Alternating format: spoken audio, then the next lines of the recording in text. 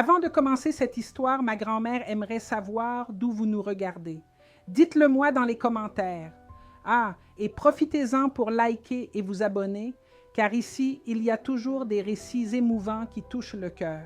Maintenant, prenez un café, installez-vous confortablement et venez avec moi dans ce voyage, car cette histoire va vous bouleverser.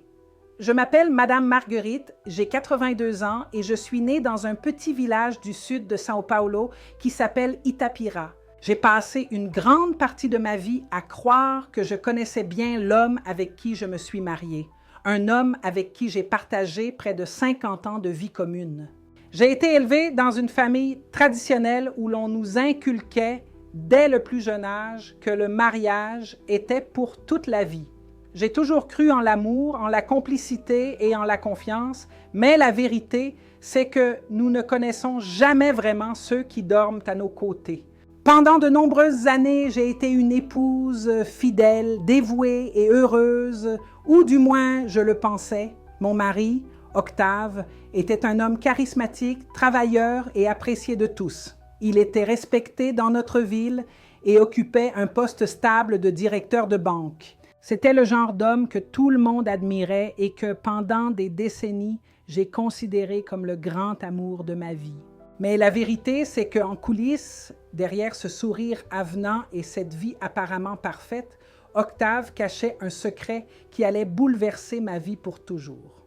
J'ai décidé de raconter cette histoire parce que je sais que beaucoup de femmes vivent des mariages fondés sur des mensonges sans même s'en douter. Moi-même, je n'aurais jamais imaginé ce que j'étais sur le point de découvrir, mais la vérité finit toujours par éclater. Et quand elle s'est imposée à moi, c'était comme si le sol s'était dérobé sous mes pieds. Es-tu prêt à entendre ce qui s'est passé? Alors installe-toi confortablement et laisse-moi te raconter comment j'ai découvert que mon mari menait une double vie. Octave et moi, nous sommes mariés quand j'avais 20 ans. Il avait 7 ans de plus, il était mature, un homme déjà bien établi. Je suis tombée amoureuse rapidement. Il était gentil, faisait tout pour m'impressionner et je me sentais spéciale à ses côtés. Mes parents approuvaient notre relation. Ils disaient que j'avais de la chance d'avoir trouvé un homme si responsable et respecté. Durant nos premières années de mariage, ma vie semblait un vrai rêve. Nous avons construit notre maison, eu 2 enfants et nous étions un couple envié dans la ville.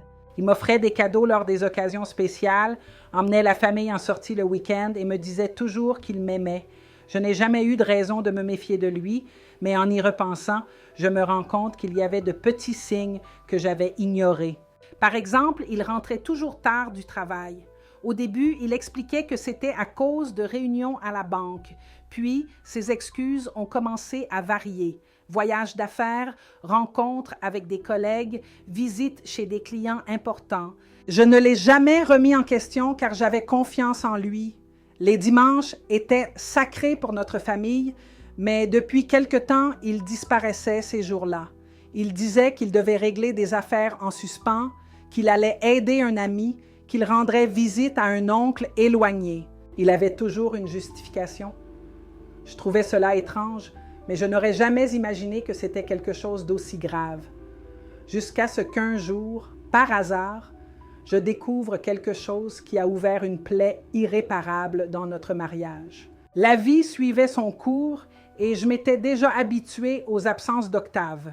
Je m'occupais de la maison, des enfants et de mes tâches quotidiennes. Je n'avais jamais eu de raison concrète de douter de lui jusqu'à ce jour-là. C'était un mardi après-midi lorsque tout a commencé à s'effondrer. J'organisais notre chambre comme toujours quand j'ai décidé de ranger le tiroir du bureau d'Octave. C'était un homme organisé, mais cette semaine-là, le tiroir était un véritable chaos. Il y avait des papiers volants, quelques factures, des chèques et une vieille lettre soigneusement pliée et conservée dans une enveloppe jaunie par le temps. J'ai trouvé cela étrange. Mon mari n'a jamais été du genre à garder des lettres. La curiosité m'a poussée à l'ouvrir. Mon cœur s'est mis à battre à tout rompre. L'écriture féminine cursive et délicate disait « Mon amour, j'ai hâte que nous soyons à nouveau ensemble. Les jours sont plus longs sans toi. Notre petit garçon parle de toi tout le temps.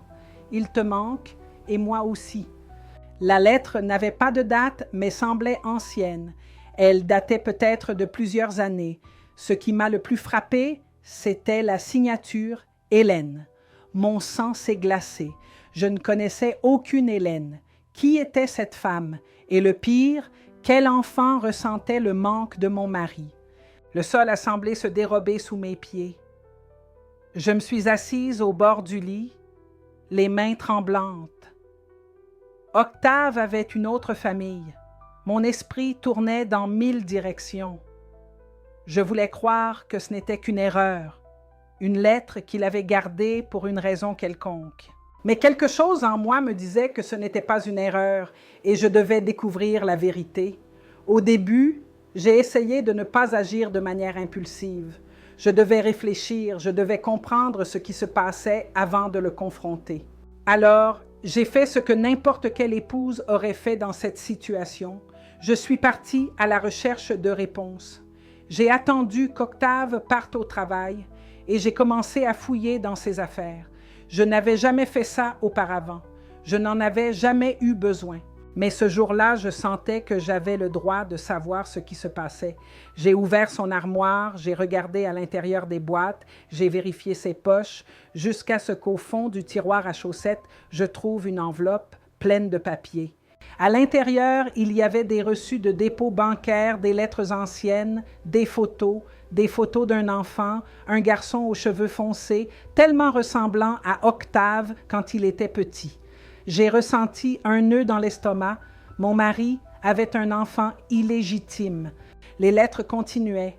Certaines parlaient de visites, de rencontres qu'il promettait, d'excuses pour ne pas pouvoir être là aussi souvent. L'une d'elles mentionnait une adresse, Belo Horizonte. Mon cœur battait la chamade. Tout indiquait qu'il menait une double vie dans une autre ville. Je devais le confronter, je devais savoir depuis combien de temps je vivais ce mensonge. Mais je ne savais pas que la vérité serait encore pire que ce que j'imaginais. J'ai attendu qu'Octave rentre à la maison ce soir-là. Mes mains tremblaient, le nœud dans ma gorge me suffoquait. Je ne savais pas comment commencer la conversation, mais je savais qu'il fallait que je sois forte. Il est entré par la porte comme d'habitude, avec ce même sourire calme, m'embrassant le front et me demandant comment s'était passée ma journée. Cet homme me mentait depuis des années et agissait comme si de rien n'était. J'ai repris mon souffle et suis allée droit au but. Qui est Hélène? Il s'est arrêté au milieu du chemin, a fermé la porte lentement et a froncé les sourcils. Quoi? Hélène et le garçon qui te manque? Qui sont-ils? Le silence a envahi la chambre. Il m'a regardé fixement et pendant un instant, j'ai vu de la panique dans ses yeux, mais ça n'a été qu'un instant. Très vite, il a essayé de se reprendre. « Margarida, de quoi parles-tu? » J'ai sorti la lettre de ma poche et l'ai jetée sur la table. Je parle de ça. Il n'a pas pris la lettre, mais a détourné le regard, a respiré profondément et s'est passé la main sur le visage. Ce geste me disait tout. Il essayait de gagner du temps. « Ah, où as-tu trouvé ça? » a-t-il demandé. « Peu importe où je l'ai trouvé. Ce qui compte, c'est ce que cela signifie. » Il y a eu une longue pause. Puis, il a tiré la chaise et s'est assis. Il avait l'air fatigué, comme s'il portait ce secret depuis longtemps. Et puis il a dit « La vérité, c'est que je n'ai jamais été l'homme que tu croyais. Mon cœur s'est emballé. » Il a continué sans me regarder dans les yeux. « Oui, j'ai un fils d'une relation extra-conjugale. Il a 35 ans aujourd'hui. Il s'appelle Caius. Le temps s'est figé. Tu as un fils de 35 ans avec une autre femme? » Ma voix était basse, tremblante. Il acquiesça. « Depuis quand me trompes-tu? » Depuis le début. Ma vision s'est obscurcie un instant. J'avais toujours pensé qu'il avait pu me tromper une ou deux fois, mais un enfant? Cela voulait dire qu'il me trompait depuis les premières années de notre mariage. Je sentais mon monde s'écrouler. « Est-ce que tu vois encore cette femme? Et ton fils? » Il a hésité, ce qui en disait long. Mon mari menait une double vie et je ne l'ai découvert qu'après 50 ans de mariage. Après cette confrontation, Octave m'a enfin tout avoué. Hélène n'a jamais été une simple aventure d'un soir. Quand nous nous sommes mariés, il était déjà avec elle. Il m'a expliqué qu'au début, il pensait pouvoir gérer ces deux vies séparément, mais ça a vite été plus compliqué. Quand Caius est né, il n'a pas eu le courage d'abandonner Hélène et leur enfant, mais il ne voulait pas non plus renoncer à moi et à notre famille. Alors il a fait ce qui lui semblait être la seule solution. Il a conservé ces deux existences. Au fil des années, il se rendait à Belo Horizonte sous prétexte de réunions et rendez-vous, mais en réalité, c'était pour voir son autre fils et la seconde compagne. Ils ne se sont jamais mariés officiellement, mais Hélène savait pour moi. Elle connaissait mon existence et acceptait de rester dans l'ombre. Le plus incroyable, il n'avait pas seulement un mariage caché, mais deux. Hélène pensait qu'il était marié avec moi uniquement par convenance. Moi, je pensais qu'il m'aimait et qu'il était un mari fidèle. En vérité, il nous menait en bateau depuis toujours. Après cette nuit, je ne pouvais plus le regarder sans ressentir une douleur insupportable. 50 ans ensemble et tout n'était qu'un tissu de mensonges. Mes enfants, nos petits-enfants, toute la famille, que penseraient-ils s'ils apprenaient cela? Pendant des jours, je suis restée sous le choc, incapable de dormir. J'ai revécu chaque instant de notre mariage, cherchant des signes que j'aurais pu manquer. Comment ai-je pu être si aveugle? Puis j'ai réalisé à quel point j'avais gaspillé ma vie à me berner moi-même. Je ne pouvais plus continuer à vivre ainsi. C'est le moment le plus difficile de ma vie. J'ai regardé cet homme, celui que j'ai aimé pendant des décennies, et je lui ai dit « Je veux le divorce ». Il a essayé de discuter, a dit qu'il m'aimait encore, que nous pouvions surmonter cela, qu'il voulait tout réparer. Mais comment réparer toute une vie de mensonges? Il n'y avait pas de retour possible. Il est parti quelques jours plus tard et je ne me suis jamais retournée. Après plus de 50 ans passés ensemble, je me suis retrouvée seule pour la première fois. Je ne savais pas à quoi ressemblerait ma vie sans Octave. Tant d'années à partager la même maison, à vivre une routine commune, à planifier l'avenir, et soudain, tout s'est effondré. J'ai pleuré comme jamais auparavant. Pas seulement à cause de la douleur de la trahison, mais pour le temps perdu, ce temps que je ne pourrai jamais récupérer, ce temps qu'il m'a volé avec ses mensonges. Mais, aussi douloureux que ce fut, je savais que je faisais ce qu'il fallait. Quand j'ai annoncé la nouvelle à mes enfants, leur réaction a été un choc total. « Maman, comment ça? Papa avait une autre famille? C'est impossible. Il n'a jamais donné le moindre signe. » Ils étaient dans le déni, ne voulaient pas y croire. Mais quand j'ai montré les lettres et les documents que j'avais découverts, il n'y avait plus aucun doute. Ma fille était indignée. Comment a-t-il pu faire ça à vous? À nous tous? Mon fils, qui a toujours eu une relation proche avec son père, a mis plus de temps à accepter. Il voulait croire que son père avait ses raisons, qu'il y avait une explication qui avait du sens, mais il n'y avait aucune justification pour ce qu'Octave avait fait. La nouvelle s'est répandue rapidement dans la famille. Mes sœurs, mes neveux, même les voisins en ont entendu parler. Dans une petite ville, un scandale pareil devient le sujet de conversation de tous. J'ai dû faire face à des commentaires. Certaines personnes me soutenaient, d'autres disaient que j'aurais dû accepter qu'à mon âge, ce n'était pas raisonnable de me séparer. Mais je savais que je ne pouvais pas continuer à vivre aux côtés d'un homme qui m'avait trompé toute ma vie. Peu importe mon âge, ce qui comptait, c'était ma dignité. Dans les mois qui ont suivi le divorce, ma vie a changé radicalement. Pour la première fois en des décennies, Octave n'était plus là à la maison. Le silence était assourdissant. La solitude s'est installée, mais en même temps, j'ai ressenti un soulagement que je ne pouvais pas expliquer. C'était comme si pour la première fois en 50 ans, je vivais ma propre vie et non un mensonge inventé par lui.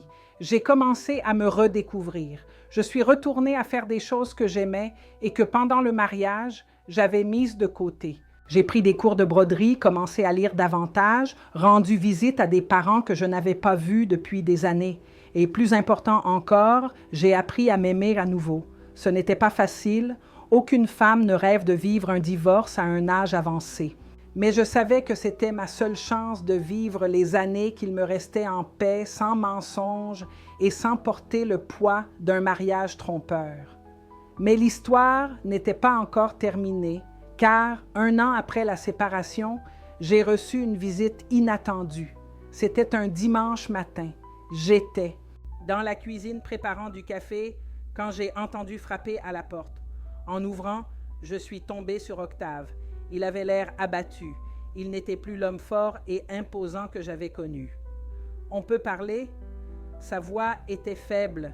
J'ai hésité un instant, mais j'ai fini par dire oui. Nous nous sommes assis sur le balcon. Il a pris une grande inspiration et avec les yeux embués a dit « J'ai tout gâché. Je n'ai pas répondu. » Il a continué « J'ai été un lâche. J'ai voulu tout avoir, mais je me suis retrouvée sans rien. J'ai perdu toi. J'ai perdu le respect de mes enfants et maintenant Hélène est aussi partie. » Mon front s'est plissé. « Hélène est décédée il y a quelques mois, » a-t-il expliqué. « Cancer. Je n'ai ressenti ni pitié ni colère, juste un étrange vide en moi. Et Caius, ai-je demandé. Il ne veut plus entendre parler de moi, a-t-il dit. Il a dit qu'il ne peut pas respecter un homme qui a menti à tant de personnes. Il y a eu un long silence. Ensuite, il a pris mes mains. Pour la première fois en plus de 50 ans, Octave avait l'air fragile. Il semblait être un homme détruit par ses propres choix. Je voulais juste que tu me pardonnes. J'ai regardé cet homme qui a fait partie de ma vie si longtemps, qui m'a trompée, qui a brisé mon cœur. Et à ce moment-là, j'ai réalisé quelque chose. Je n'avais pas besoin de porter ce poids avec moi. J'ai lâché ses mains et souri de manière triste, mais sincère. Je t'ai déjà pardonné, Octave, mais cela ne change rien. Le passé est toujours là. Je veux juste avancer dans ma vie en paix. Il a baissé la tête et j'ai vu des larmes couler de ses yeux. À ce moment-là, j'ai compris qu'il avait passé toute sa vie à fuir la vérité et qu'il n'avait plus d'endroit où se cacher. Il m'a fait ses adieux et ce fut la dernière fois que nous nous sommes vus. Aujourd'hui, je vis tranquillement. Mes enfants me soutiennent, mes petits-enfants me rendent visite et je me sens enfin libre. J'ai appris que l'amour peut aveugler, mais la vérité finit toujours par se manifester. Et quand elle se présente, nous devons avoir le courage de choisir nous-mêmes. Voilà donc une autre histoire de mamie. J'espère que cela vous a plu, mes chers. Si cette histoire vous a touché, n'oubliez pas de laisser un like pour que mamie sache que ça vous a plu. Et bien sûr, abonnez-vous à la chaîne pour ne pas manquer d'autres histoires émouvantes comme celle-ci. Ah, et racontez-moi dans les commentaires, avez-vous déjà entendu une histoire similaire? Mamie adore lire vos récits. Un gros bisou et à la prochaine.